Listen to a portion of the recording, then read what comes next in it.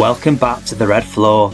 We're diving deeper into the strip down of this Celica ST185 rear drivetrain. Dry shafts already out. Now it's time to tackle the rear discs, handbrake assembly and hubs, piece by piece. Here are the red floor tool recommendations for this job. This particular ST185 runs handbrake shoes. First job, locate the adjuster, pop out the rubber bung, and look for the star wheel tucked behind the backing plate. That's your tension point. If we're tightening, place your screwdriver so it levers against the bottom edge of the access hole. Now wind the star wheel. Keep going until the shoes bite. Solid, tight, doesn't move.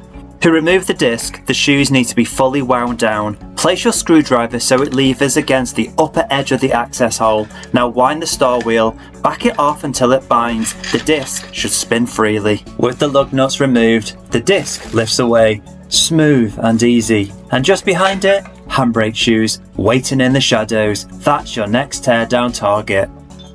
First job, remove the two top springs. But be warned, they are tight. Years of tension means they'll snap back hard. Best approach, pliers in one hand, screwdriver in the other, leverage and control or they'll bite.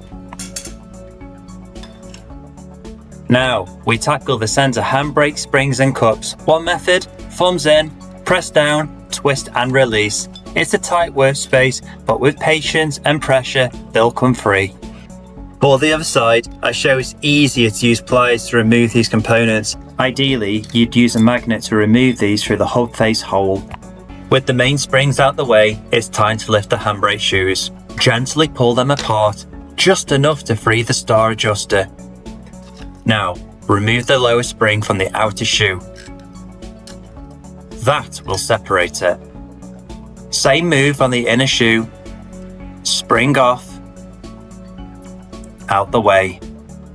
Last thing holding it, the handbrake cable. Pull back, slide along and release. Remove the shoe hold down bracket and spring assembly. Then reach behind the backing plate, pull the left pin through. Repeat for the right. These pins are what lock the shoes in place.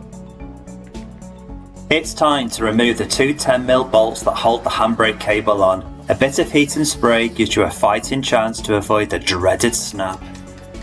These bolts might put up a fight. If they do, stop. Reverse the ratchet, wind back, then wind forward again. Spray between each move. Repeat as much as it takes. This is patience, not power.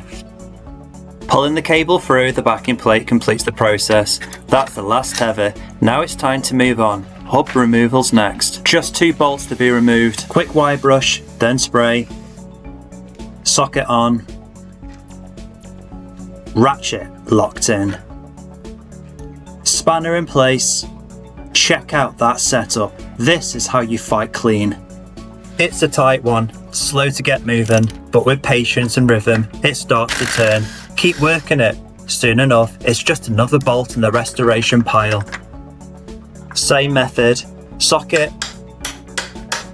Spanner. And ratchet in place. We are prepped for war. Final bolt. It's stubborn, but not unbeatable. Every turn's a step closer to freedom. With victory in sight, the bolt finally gives. But the hub's still holding on. Our screwdriver steps in. One last twist to end it all. Now we move on to the other side. Same process, no words, just action.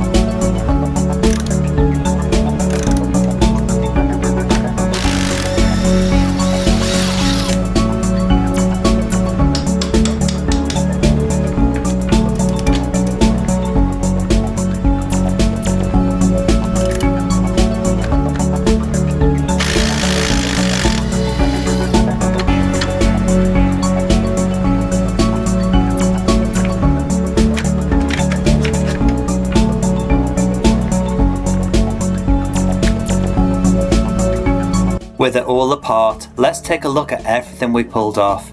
Subscribe for the next video where we dive deeper into the teardown. The grind continues.